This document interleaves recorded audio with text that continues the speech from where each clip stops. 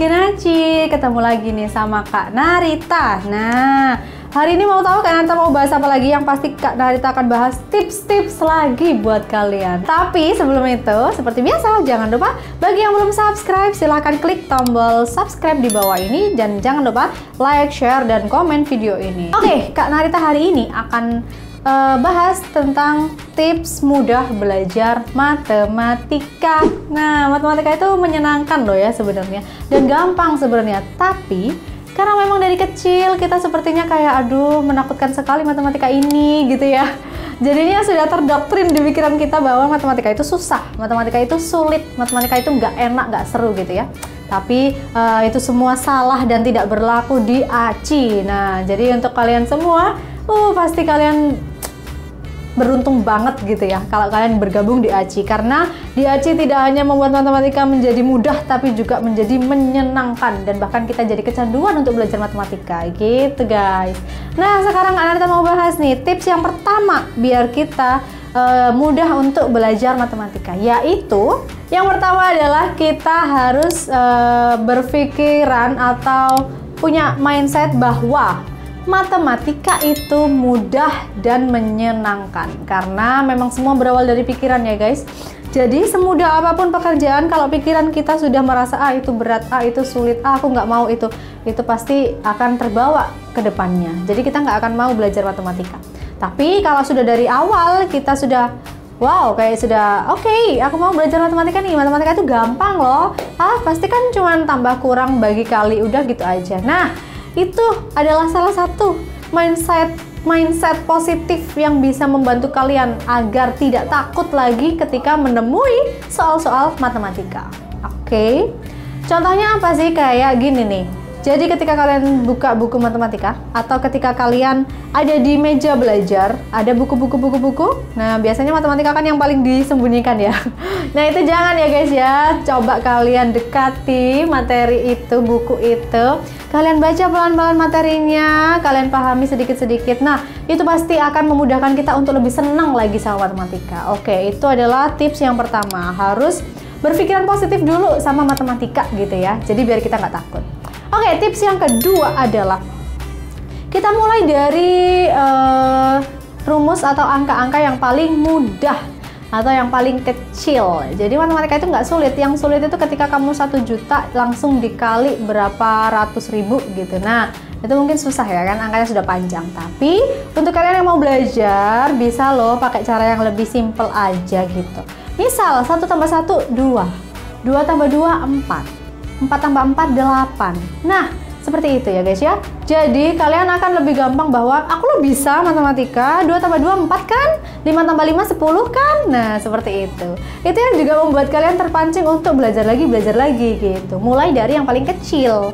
Jadi kalau misal angkanya tiba-tiba keluar yang ratusan, kalian pasti juga akan bingung ya.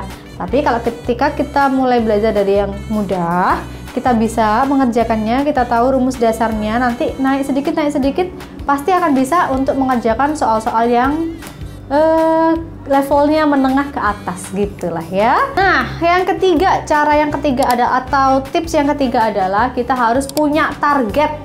Punya target belajar. Targetnya nggak usah yang terlalu tinggi banget gitu, no, tidak usah. Target kita udah yang simple-simple aja. Misal, kalau anak-anak Genaci pasti sudah paham dan sudah fasih sekali ya, sudah di luar kepala nih kayaknya ya. Perkalian 9 dan perkalian 5. Nah, 2 perkalian ini yang sangat berpasangan, gampang sekali mengerjakannya. 2 detik, 1 detik sudah terjawab. Itu adalah cara cepat yang bisa kita terapkan ya kan. Contoh nih, misal kalian punya target, hari ini aku mau belajar tentang perkalian 9. Atau minggu ini, misal kita, minggu ini aku mau belajar tentang perkalian 9. Targetku minggu ini aku akan bisa menghafal perkalian 9. Nah, bisa pakai cara ACI yang sangat-sangat mudah itu, yang Masya Allah sekali gitu ya. Perkalian 9 kan gampang ya, 9 kali 3, buka yang kecil, buka 3, tutup 1, 27. 9 kali 8, buka 8, kurangi 1, 72. Nggak ada 5 detik, semua sudah terjawab. Nah, jadi harus punya target. Ketika perkalian 9 sudah dihafalkan seperti tadi, dengan jari-jari juga sudah mulai ingat kita ya kan, 1 minggu sudah terlewati, lanjut.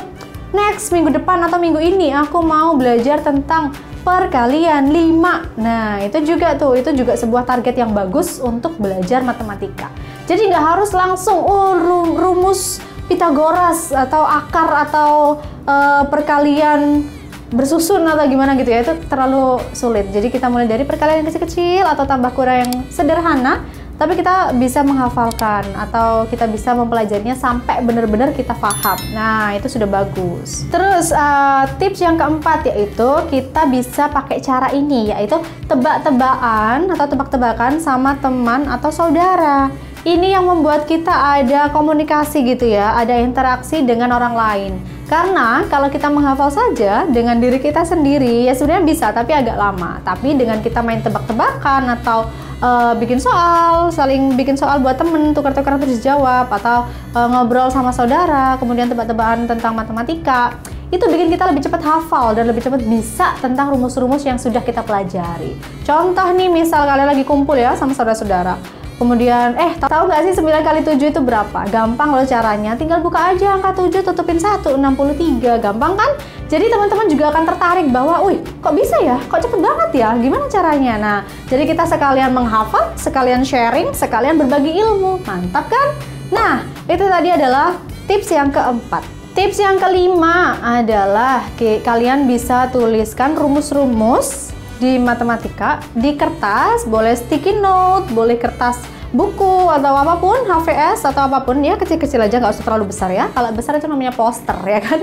Nah, jadi kita bisa tulis aja di kertas-kertas kecil atau yang warna-warni tuh. Kalau kalian suka dengan visual gitu ya, lebih mudah menghafal dengan visual atau dengan berwarna-warni gitu.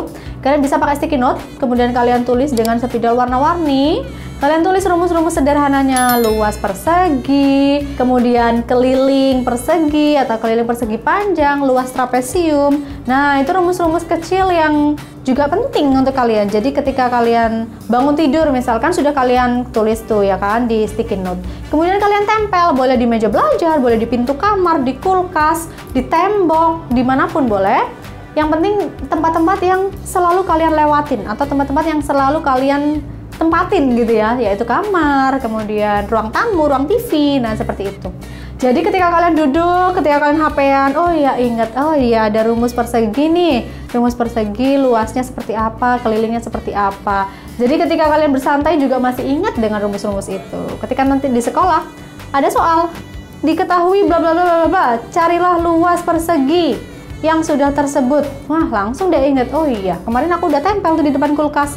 Kayak ini tuh, kayak gini deh rumusnya, udah tahu. Jadi itu juga cara cepet banget yang bisa kalian lakukan ketika kalian mau belajar matematika gitu. Tips yang keenam adalah berani bertanya dan aktif di kelas. Nah, karena berani bertanya membuat kita tidak tersesat di jalan ya kan. Malu bertanya sesat di jalan ya kan. Jadi kalau kita berani bertanya pasti kita sampai ke tujuan. Jadi ketika di sekolah, gunakan waktu kalian sebaik mungkin. Meskipun tidak saat pelajaran di kelas, mungkin saat istirahat, atau saat mau pulang sekolah, atau saat pagi hari, ketemu guru matematika, tanyakan, Bu, ini rumusnya betul atau tidak? Bu, ini caranya betul atau tidak? Apa yang kurang dari pekerjaan saya? Nah, seperti itu. Karena anak-anak yang aktif dan anak-anak yang berani untuk bertanya, dia pasti mempunyai kepercayaan diri yang lebih di antara yang lainnya. Gitu ya guys ya. Jadi ingat, jangan takut untuk bertanya, oke? Nah, tips yang terakhir yaitu tips yang ketujuh adalah sering-sering berlatih mengerjakan soal-soal matematika. Seperti tadi yang Kak Narita bilang, mulai dari yang lebih mudah dulu, mulai dari yang sederhana dulu, baru naik levelnya sedikit demi sedikit gitu ya. Jadi percuma aja kalau kita hafal banyak rumus ya kan, tapi kita tidak pernah berlatih, kita tidak pernah belajar untuk mengerjakan soal-soal, akan hilang semuanya. Nah, jadi jangan lupa ketika kita sudah tulis rumus-rumusnya di kertas, ketika kita sudah main tebak-tebakan, ketika kita sudah hafal, cari soal-soal yang berhubungan dengan materi yang sudah kalian kerjakan. Atau bisa juga dengan meminta tolong kepada ayah, ibu, kakak, atau om, tante, siapapun boleh, atau guru boleh, di sekolah juga boleh, untuk memberikan soal-soal latihan untuk kalian. Jadi kalian di rumah biar lebih tertantang lagi untuk menyelesaikan soal-soal itu gitu ya guys ya. Nah, udah ya, jadi nggak ada yang takut lagi kan sama matematika? Gampang kan pelajaran matematika? Nah, udah nggak ada yang susah lagi dengan matematika. sudah gampang nih belajarnya. Jadi sekian video dari Kak Narita, udah 7 tips yang Kak Narita kasih. Kalau kalian ada tips lagi yang belum Kak Narita sebutkan, please komen di bawah ya, biar teman-teman juga tahu. Mungkin kalian juga punya tips sendiri, punya cara cepat sendiri biar bisa gampang ngerjain matematika, boleh tulis di komen. Oke? Nah, kita akan lanjutkan ke video selanjutnya. Terima kasih. Dadah!